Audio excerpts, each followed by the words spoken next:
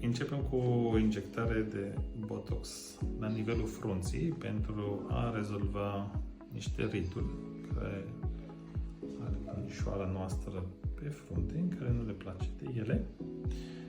Dar după ce o să terminăm pe partea asta, să zicem de estetică, noi o să rezolvăm și o problemă terapeutică care trebuie să facem.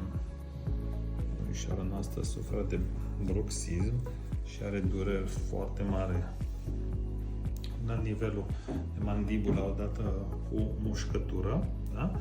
Și atunci noi o să facem mușcați,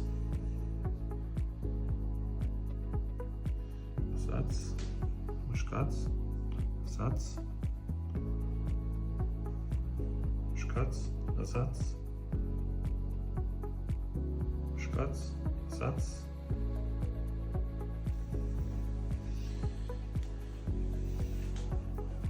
Mușcați, lăsați. Mușcați, lăsați. Mușcați, lăsați. Iarăși. Lasă.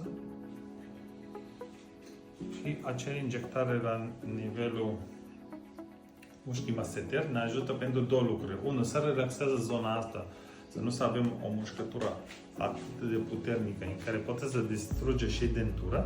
Și a doua, la mână, ce a suferit domnișoara noastră, pur și simplu a avut și dureri la nivelul maxilarul și mandibulă. Și atunci, odată ce o să injectăm Botox în zona respectivă, relaxăm. Bineînțeles, trebuie să controlăm cantitate și tehnică de injectare, să nu rămânem cu gura picată, Doamne ferește.